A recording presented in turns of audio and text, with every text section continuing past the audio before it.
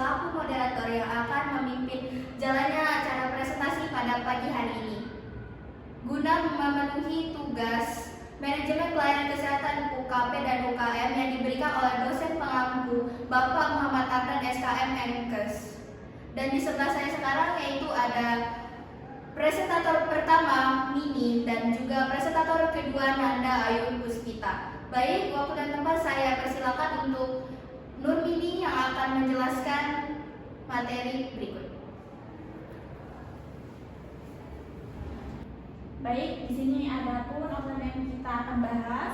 Yang pertama itu pengertian manajemen krisis, yang kedua tujuan manajemen krisis, yang ketiga analisis masalah, yang keempat langkah-langkah manajemen krisis, yang kelima koordinasi lintas unit dan sektor.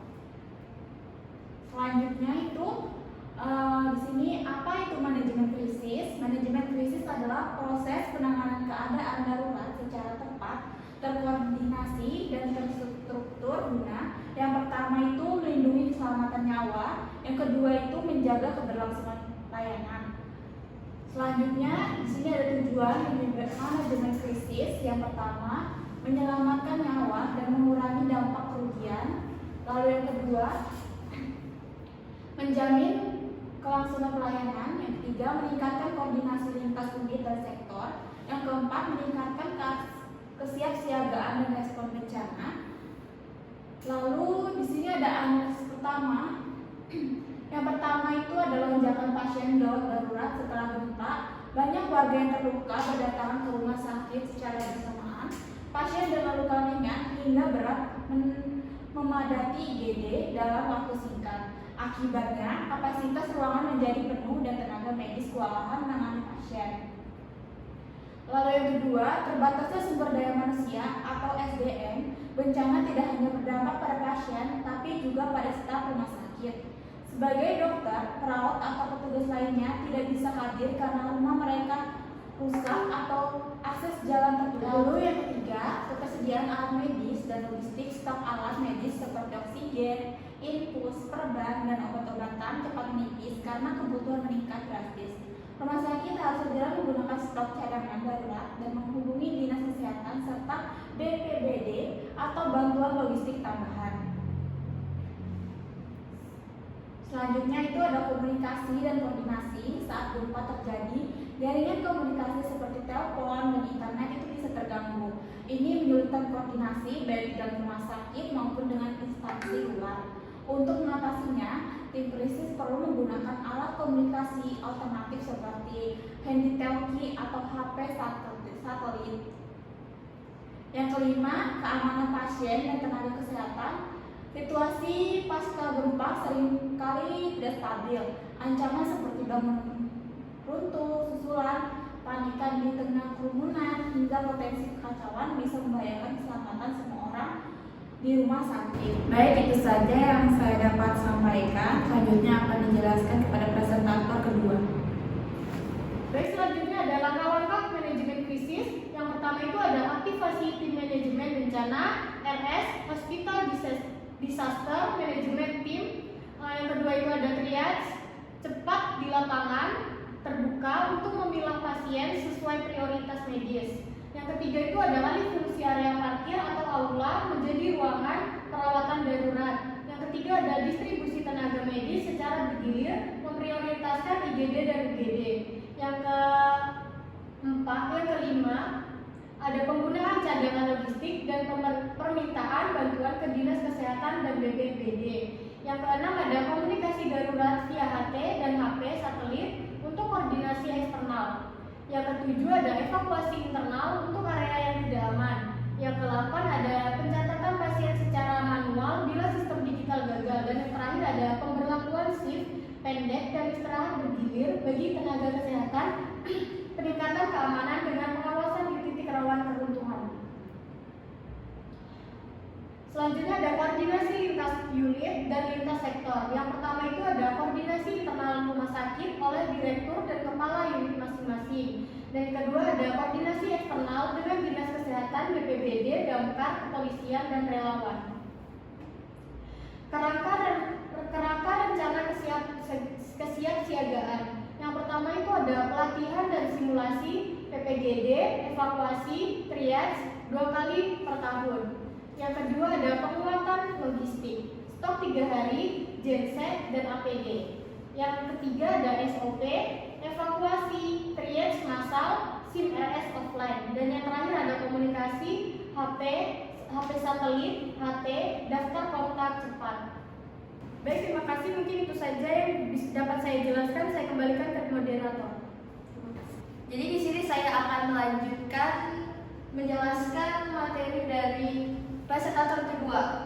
Di sini ada simulasi. Nah, simulasi ini adalah yang akan dilakukan ketika bencana terjadi. Berikut adalah gambaran simulasinya. Yang pertama dilakukan oleh petugas keamanan, yaitu segera menyalakan alarm dan mengkoordinasikan evakuasi melalui heli-talkie. Sementara di bagian IGD, yaitu dokternya, Dr. Ivanka menunduk melindungi pasien bersama dengan perawat Rani. Itu merupakan tugas yang pertama kali mereka lakukan dengan mengevakuasi pasien ke halaman depan, jalur evakuasi utama yang tertutup oleh reruntuhan, sehingga jalur alternatif dari sisi timur dibuka cepat oleh petugas keamanan. Sementara yang dilakukan di bagian administrasi, yaitu para staf beralih ke pencatatan manual karena listrik padam saat kejadian gempa terjadi dan SIM RS tidak bisa digunakan. Berikut adalah gambarannya, yaitu Ibu Dinar mengkoordinasikan kepada Karin untuk menyiapkan form kertas karena untuk sementara waktu tidak bisa digunakan. Selanjutnya yaitu pihak rumah sakit mengkoordinasikan dengan dinas kesehatan dengan melalui via HP satelit karena sinyal seluler terputus. Triage pun dilakukan di area parkir dan dialihfungsikan menjadi ruang rawat darurat. Petugas medis dari Poli Umum pun turut membantu sebagai tim relawan. Dan yang terakhir yaitu setelah gempa mereda dan evakuasi selesai, semua staf dikumpulkan untuk evaluasi dan berakhirlah simulasi.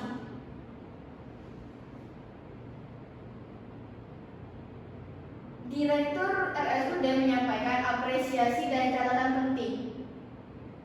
Maknanya itu simulasi boleh selesai, tapi kesiapsiagaan tetap tidak boleh padam. Selanjutnya itu proses evaluasi pasca krisis. Yang pertama kali dilakukan yaitu rapat evaluasi harian dalam 1 kali 24 jam dengan mengisi form penilaian staf yang berisi respon, peralatan, dan komunikasi. Dan tidak lupa juga audit SOP. Selanjutnya itu peningkatan HT tambahan, perbaikan evakuasi, stok logistik, dan laporan ke Dinkes dan juga BPBD, Badan Penanggulangan Bencana Daerah. Selanjutnya itu proses evaluasi pasca kritis. Selanjutnya yaitu proses evaluasi pasca krisis. Yang dilakukan pertama kali yaitu rapat evaluasi harian dalam 1 kali 24 jam dengan menggunakan form penilaian staf yang berisi respons, peralatan, dan komunikasi, dan disertai dengan audit SOP. Selanjutnya itu peningkatan HT tambahan, perbaikan evakuasi, stok logistik, serta laporan ke Dinkes dan BPBD mengenai kronologi korban, kendala, serta kebutuhan yang diperlukan.